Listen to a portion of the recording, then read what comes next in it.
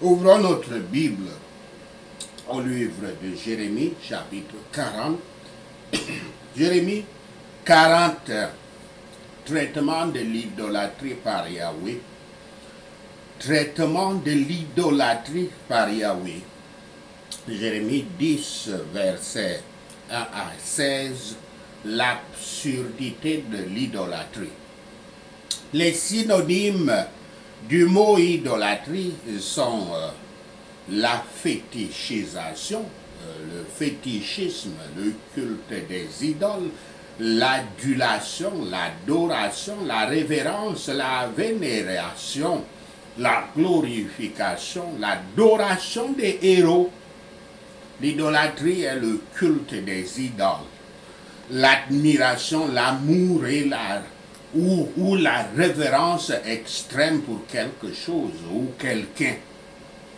La plus grande idolâtrie de notre temps est l'admiration, l'amour ou la révérence extrême pour l'argent, dont le dieu démon est Mammon. Les versets d'ouverture du chapitre 10 sont un contraste satirique entre Yahweh et les idoles.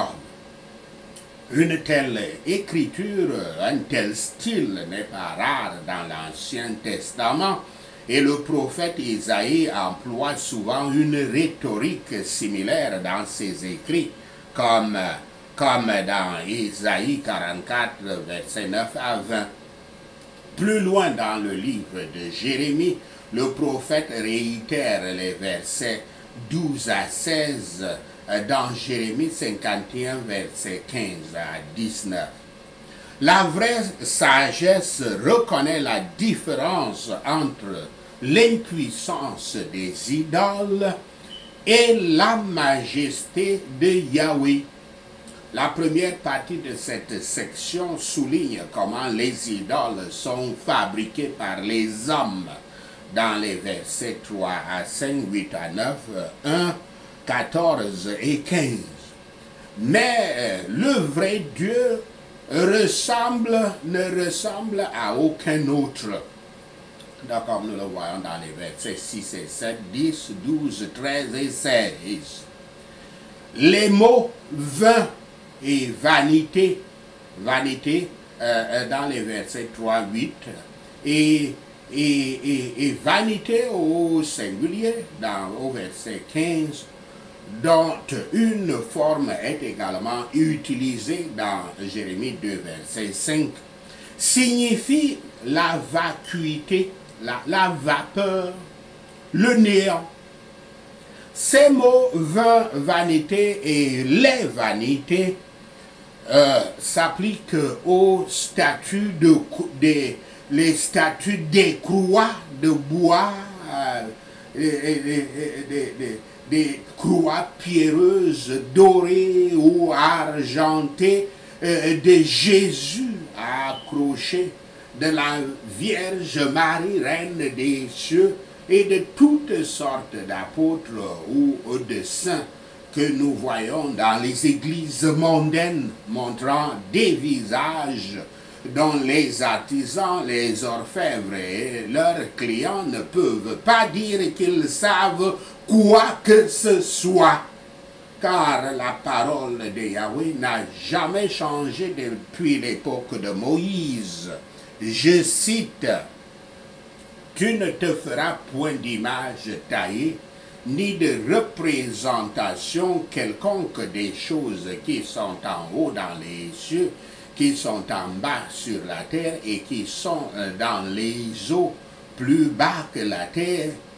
Tu ne te prosterneras point devant elles et tu ne les serviras point, car moi, Yahweh, ton Dieu, je suis un Dieu jaloux qui punit l'iniquité des pères sur les enfants jusqu'à la 3e et la 4e génération de ceux qui me haïssent. » Fin de citation. Citation d'Exode 20, verset 4 et 5. Le prophète montre la gloire de Yahweh, la gloire du Dieu d'Israël, et expose la folie des idolâtres, les charmes et les tentatives d'obtenir une aide supernaturelle ou pour chercher à dire l'avenir sont copiés des méchantes coutumes des païens. Les apôtres Paul et Barnabé déchirent leurs vêtements quand ils voient des païens grecs venir les adorer comme des dieux, une chose qui est une abomination aux yeux de Yahweh. Je cite, les apôtres Barnabas et Paul, ayant appris cela, déchirèrent leurs vêtements et se précipitèrent au milieu de la foule et en s'écriant, « Ô hommes, pourquoi agissez-vous de la sorte? Nous aussi, nous sommes des hommes de la même nature que vous, et vous apportant une bonne nouvelle, nous vous exhortons à renoncer à ces choses vaines pour vous tourner vers le Dieu vivant qui a fait le ciel, la terre, la mer et tout ce qui s'y trouve. Ce Dieu, dans les âges passés, a laissé toutes les nations suivre leur propre voie. Fin de citation. Citation de Actes 14, versets 14 à 16. Soyons dans la crainte et n'osons pas provoquer Yahweh en donnant à toute autre personne ou chose cette gloire qui lui est due. Le Père Yahweh est prêt à pardonner et sauve tous ceux qui se répandent et croient au nom de son Fils Yahshua. La foi apprend ces vérités bénies de la parole de Yahweh, mais toute connaissance qui ne provient pas de cette source conduit à des doctrines de vanité. De telles doctrines sont répandues par les églises idolâtres du monde contemporain qui commettent le péché le plus grave d'enfoncer plus loin dans le péché de nombreuses âmes qui viennent à elles en espérant y trouver Yahweh et être sauvées. Jérémie 10, versets 17 à 25, destruction dénoncée contre Jérusalem. Verset 17. Le chapitre 10 se termine par une complainte sur la prochaine destruction de Jérusalem, qui devrait être assimilée à la première église mondaine. La prophétie décrit les gens comme ayant des paquets de marchandises ou des faits personnels et les avertit d'être prêts à partir parce que l'exil est proche. Versets 19 à 21. Jérémie exprime sa grande détresse en utilisant le langage des bergers nomades pour indiquer qu'il parle de la douleur, de la perte de la civilisation et de la communauté pour tout le peuple de Juda. Versets 22 à 25. Le jugement vient du nord, comme prophétisé, et c'est une action nécessaire de Yahweh pour restaurer la justice au sein de son peuple. Le chapitre se termine par la prière de Jérémie, que Yahweh déverse sa colère sur tout le peuple de Juda.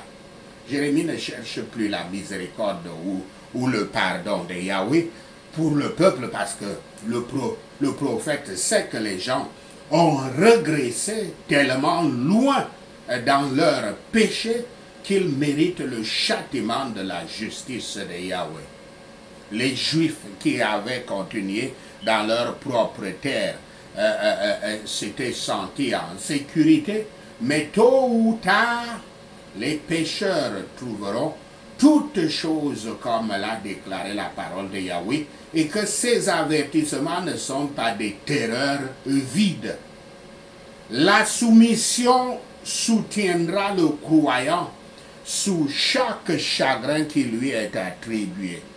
Mais Qu'est-ce qui peut rendre la charge de la vengeance divine facile à supporter par ceux qui en tombent dans un désespoir morne? Ceux qui, par la foi et la prière, ne prennent pas Yahweh avec eux dans toutes leurs manières, ne peuvent pas s'attendre à prospérer. Le contraire, le rapport de l'approche de l'ennemi était très affreux. Pourtant, les desseins que les gens gardent profondément et pensent qu'ils sont bien formés sont brisés en un instant. Les événements sont souvent annulés de manière à être tout à fait contraire à ce que nous avons prévu et espéré. Si Yahweh a orienté nos pas dans les voies de la paix et de la justice, demandons-lui de nous permettre d'y marcher. Ne dites pas, Seigneur, ne me corrige pas, mais plutôt, Seigneur, ne me corrige pas dans la colère. Nous pouvons tirer intelligence de la verge de Yahweh, mais nous ne pouvons pas supporter le poids de sa colère. Ceux qui retiennent leur prière prouvent qu'ils ne connaissent pas Yahweh. Car ceux qui le connaissent le chercheront et chercheront sa faveur. Si même des corrections sévères conduisent les pécheurs à être convaincus de vérité salutaire, ils auront une abondante raison de gratitude. Et ils s'humilieront ensuite devant Yahweh. Sachez ceci, et le Seigneur Yahweh vous bénira. Amen. Alléluia. Prenons ces points de prière. Prions Jérémie 10. Je n'apprendrai pas les voies des nations au nom de Yahshua le Messie. Je ne serai pas terrifié par des signes dans les cieux, même si les nations sont terrifiées par eux au nom de Yahshua le Messie. Je ne croirai pas aux superstitions de la sorcellerie et de la magie qui prévalent autour de moi au nom de Yahshua le Messie. Car les pratiques des peuples sont sans valeur au nom de Yahshua le Messie. Ils coupent un arbre de la forêt et un artisan le façonne avec ses ciseaux en lui donnant un symbole ou un visage humain. Au nom de Yahshua le Messie, nous prions pour eux. Ils ornent la statue d'argent et d'or et ils l'appellent Jésus, Vierge Marie, apôtre ou saint au nom de Yahshua le Messie. Ils l'attachent avec un marteau et des clous pour qu'il ne chancelle pas au nom de Yahshua le Messie. Comme un épouvantail dans un champ de concombres, leurs idoles ne peuvent pas parler, qu'elles soient une croix, une Eucharistie, Jésus, Marie ou tous les autres saints qu'ils ont canonisés au nom de Yahshua le Messie. Leurs idoles doivent être portées parce qu'elles ne peuvent pas marcher au nom de Yahshua le Messie. Je n'ai pas peur de leurs idoles car elles ne peuvent faire aucun mal et ne peuvent faire aucun bien au nom de Yahshua le Messie. Personne n'est comme toi, Yahweh. Tu es grand et ton nom est puissant au nom de Yahshua le Messie. Qui ne devait pas te craindre, roi des nations, ceci est ton dû au nom de Yahshua le Messie. Parmi tous les sages leaders des nations et dans tout leur royaume, il n'y a personne comme toi au nom de Yahshua le Messie. Ils sont tous insensés et fous. Ils sont enseignés par des idoles en bois sans valeur au nom de Yahshua le Messie. Ce que l'artisan et l'orfèvre ont fait est alors vêtu du bleu et du violet et ils appellent cela Dieu. Au nom de Yahshua le Messie, nous prions pour eux. Mais Yahweh est le vrai Dieu. Il est le Dieu vivant, le roi éternel. Au nom de Yahshua le Messie. Car Yahweh est en colère. Quand Yahweh est en colère, la terre tremble. Les nations ne peuvent pas supporter sa colère. Au nom de Yahshua le Messie. Êtes-vous des idolâtres? Écoutez la parole de Yahweh. Ces dieux qui n'ont pas fait les cieux et la terre périront dans la terre et dessous les cieux au nom de Yahshua le Messie. Mais quand Yahweh le Créateur tonne, les eaux dans les cieux rugissent. Il fait lever les nuages des extrémités de la terre au nom de Yahshua le Messie. Il envoie des éclairs avec la pluie et il fait sortir le vent de ses entrepôts au nom de Yahshua le Messie. Les images que fait l'orfèvre insensé et fou sont une fraude. Ils ne respirent pas au nom de Yahshua le Messie. Peu importe les saints noms mis sur les images, elles sont ces images sans valeur, des objets de moquerie. Quand leur jugement viendra, ils périront au nom de Yahshua le Messie. Celui qui est la portion de Jacob n'est pas comme celle-ci, car il est le créateur de toutes choses. Yahweh Tout-Puissant est son nom au nom de Yahshua le Messie. Rassemblez vos affaires pour quitter la terre, vous qui vivez sous le siège des idoles, au nom de Yahshua le Messie, car Yahweh jettera au dehors tous ceux qui vivent dans cette terre idolâtre, au nom de Yahshua le Messie. Yahweh apportera la détresse sur eux afin qu'ils puissent être capturés au nom de Yahshua le Messie. Car une grande agitation arrive. Elle rendra désolées les villes idolâtres. Elles seront des repères des chacals au nom de Yahshua le Messie. Seigneur Yahweh, je sais que les vies des gens ne sont pas les leurs. Ce n'est pas à eux de diriger leurs pas au nom de Yahshua le Messie.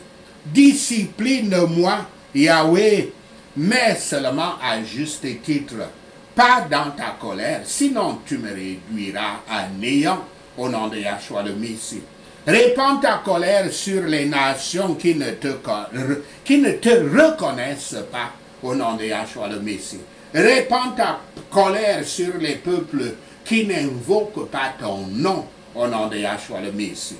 Car ils ont dévoré Jacob, ils ont dévoré ton église complètement et détruit sa patrie. Merci Seigneur d'avoir attendu nos prières. Merci Père pour tes réponses à nos prières. Seigneur, nous te rendons gloire, nous te louons, nous t'adorons. Nous bénissons ton Saint-Nom. Au nom de Yahshua le Messie, nous prions. Amen. Alléluia.